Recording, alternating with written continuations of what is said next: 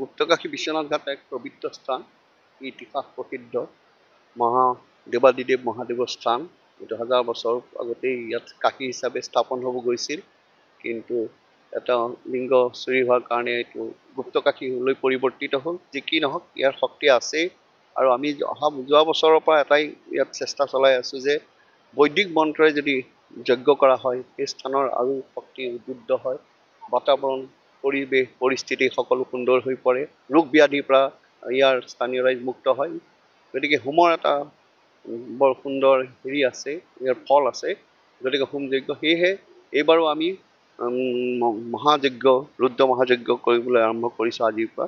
গতিকে এই যজ্ঞস্থলত আজি যথেষ্ট ভক্তবৃন্দৰ ভিৰ আছিলে পুৱা বেলাত, আৰু এতিয়া আমাৰ যজ্ঞ সমাপন হ'ল, হোম যজ্ঞ সমাপন হ'ল। অহাকালিও পুনৰ এই যজ্ঞ আৰম্ভ হ'ব। শুকুৰবাৰলৈকে অহা 21 তাৰিখলৈকে এই যজ্ঞ চলিব আৰু সমাপন হ'ব শুকুৰবাৰে সন্ধিয়া। গতিকে মই ভাবোঁ যিসকল ভক্তপ্ৰাণ ৰাইজ আছে আমাৰ এই যজ্ঞ, আৰু এই যজ্ঞ কৰিবলৈ আমি নিমন্ত্ৰণ জনাইছোঁ মৰহুতি বিদ্যাপীঠত আশ্ৰমত থকা যিসকল ব্ৰাহ্মণ আছিলে তেওঁসকলৰ দ্বাৰা বৈদিক মন্ত্ৰৰে উচ্চাৰণৰে এই যজ্ঞ কৰা হৈছে, আৰু এই যজ্ঞ এটা ব্যতিক্ৰম বুলি মই ভাবোঁ। গতিকে মই আশা ৰাখিছোঁ অদূৰ ভৱিষ্যত এই যজ্ঞ আৰু প্ৰচাৰ হ'ব, প্ৰসাৰ হ'ব।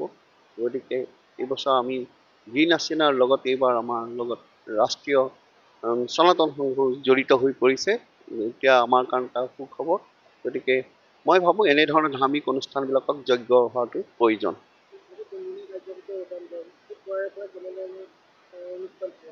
আজি পুৱাবিলাক আমি ধ্বজা উত্তোলন হ'ল, বন্তি প্ৰজ্বলন হ'ল, তাৰপিছত আমাৰ যিবিলাক দেৱ দেৱী আজি স্থাপন কৰা হৈছিল সেই দেৱ দেৱীৰ পূজা হ'ল, তাৰপিছত আমাৰ লিংগ অভিষেক হ'ল, ৰুদ্ৰাদিদেৱ মহাদেৱৰ পূজা মূৰ্তি স্থাপন হ'ল, গণেশদেৱৰ মূৰ্তি স্থাপন হ'ল।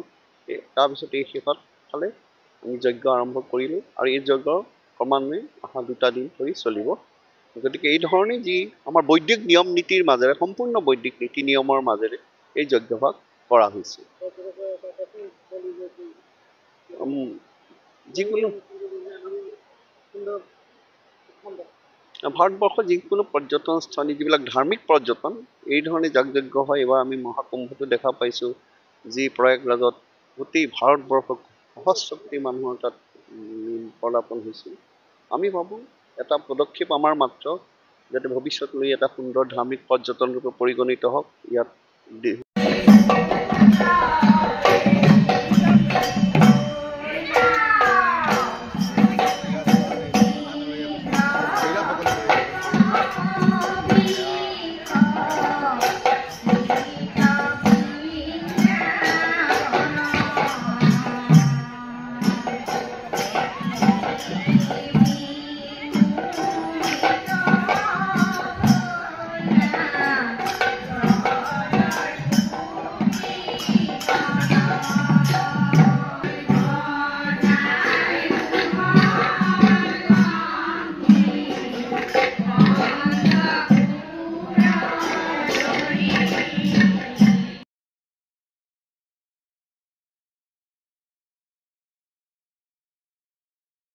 আজিৰ পৰা 3 দিনীয়া কাৰ্যসূচীৰে যি মহাযজ্ঞ ৰুদ্ৰ মহাযজ্ঞ আয়োজন হৈছে, ক'ৰ পৰা আহিছে আপোনালোক, কি ক'ব এই মুহূৰ্তত?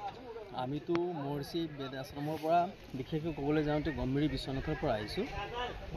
আমাৰ পণ্ডিতজীসকল আচাৰ্যসকল আছে, এই মহৰ্ষি মৎস্যগী দ্বাৰা তাৰে পৰা বিদ্যা অধ্যয়ন কৰি ইয়াত আচাৰ্য ব্ৰহ্ম হোতা ৰূপে আমাৰ যজ্ঞ নিৰ্বাহন কৰি আছে। 3 দিনীয়া কাৰ্যসূচীৰে যিহেতু হৈছে, আজি প্ৰথম দিনৰ কাৰ্যসূচী কেনেধৰণৰ আৰম্ভ কৰিছে? আজি আমাৰ প্ৰাগ মুহূৰ্ততে হ'ল পূৰ্ণাহুতি, মতলব জল যাত্ৰা, পিছতে বৰুণ আবাহন ইত্যাদি কৰি মেলি আমাৰ নৰ্বদেশ্বৰ স্থাপনা ইত্যাদি হৈ আজি প্ৰথম সমাপ্ত হৈছে। আৰু যিহেতু 3 দিনীয়া কাৰ্যসূচী আৰু 2 দিন আছে, সেই 2 দিনত কেনেধৰণৰ কাৰ্যসূচী ৰূপায়ণ হ'ব? আমাৰ মহাহুতি সদায় হ'ব, আৰু ৰাতিপুৱাৰ পৰা ধৰি সন্ধিয়ালৈকে হৱন পূৰ্ণাহুতি ৰুদ্ৰাভিষেক ভক্তসকলক কি আহ্বান জনাব ইয়াৰ নিমন্ত্ৰণ ইয়াৰ এতিয়া হিন্দুত্ব স্থাপন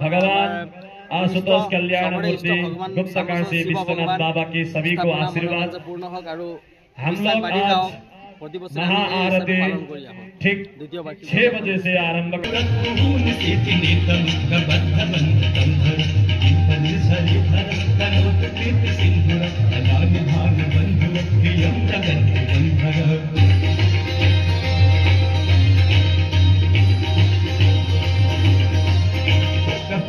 नील पंकज प्रपंच कालिमाप्रभावलं कंठ कंदली चित्तबंध कंधरम अच्छिदं पुनच्चिदं अवच्चिदं अच्छिदं अच्छिदां अच्छिदं तमंत अच्छिदं हरे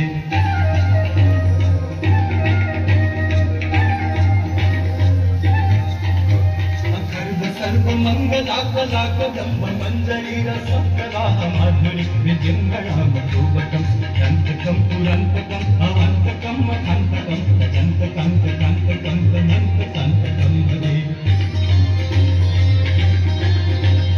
आवाहिता देवी देवता सहिता कदली फल महाआहुतिं समर्पयामि स्वाहा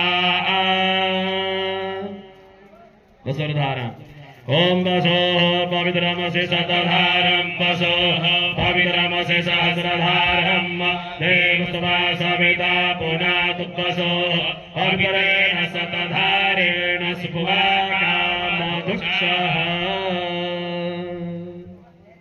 येन मम ओम इंद्राय स्वाहा इदम् इंद्राय नमः ओम अग्नये स्वाहा इदम् अग्नये नमः ओम सोमाय स्वाहा इदम् सोमाय नमः ओम भो स्वाहा इदम् वायवे अग्नये नमः ओम भव स्वाहा इदम् वायवे नमः ओम स्वः स्वाहा আনুবৈদিক ব্রাহ্মণ সভা আজি আমি মহাৰুদ্ৰ যজ্ঞৰ প্ৰথম দিনৰ কাৰ্যসূচী প্ৰায় সম্পন্ন কৰিলোঁ। এতিয়া আমি আগবঢ়াইছোঁ আপোনালোকলৈ কিছু ভক্তিমূলক গান আৰু ভক্তিমূলক কথা আপোনালোকে শ্ৰৱণ কৰি আনন্দিত হ'ব। সেই উদ্দেশ্যে আমি দীপ আচাৰ্য এজন আচাৰ্য ব্যক্তিক মাতিছোঁ, যি আপোনালোকক নতুন ধৰণে কিছু কথা বক্তব্য আৰু ভগৱানৰ জৰিয়তে আপোনালোকক বুজাবলৈ যাব। আপোনালোকে ধৈৰ্য সহকাৰে তেওঁৰ কথাখিনি চুপিৰে শুনিব। আশা ৰাখিছোঁ বিশ্বনাথ ঘাট এক পবিত্ৰ স্থান, গুপ্তকাশী বুলি ইতিহাস প্ৰসিদ্ধ এই জেগা। মই 2011 চনৰ পৰা বিশ্বনাথ ঘাটৰ লগত জড়িত আৰু মৰ্মে উপলব্ধি কৰিছোঁ এই জেগা, এই অঞ্চলখন আগবঢ়াই নিবলৈ হ'লে আমি বহুখিনি কৰণীয় আছে। সকলোখিনি ৰাইজৰ সহযোগত আগবাঢ়ি যাব।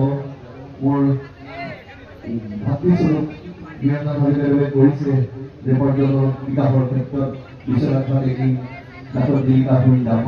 তাৰ বাবে আমি চৰকাৰক অনুৰোধ কৰিম আৰু আমাৰো যিখিনি কৰণীয় আছে সেইখিনি কৰি আগবাঢ়ি যাম। ইতিমধ্যে মই কেইবাটাও প্ৰকল্প ইয়াত হাতত লৈছোঁ আৰু আপোনালোকৰ শুনি আনন্দিত হ'ব। হয়তো এই বছৰতে মই যি এটা সংকল্প লৈছিলোঁ 40 ফুট ওখৰ এটা শিৱ মূৰ্তি উমাদেৱী দিৱস প্ৰতিষ্ঠা কৰিব গৈ আছোঁ, সেই কৰ্ম আগবাঢ়ি আছে। মই আশা ৰাখিছোঁ সেই শিৱ মূৰ্তিজনা হোৱাৰ পিছত পৰ্যটনৰ কিছু ক্ষেত্ৰতো আকৰ্ষণ হ'ব।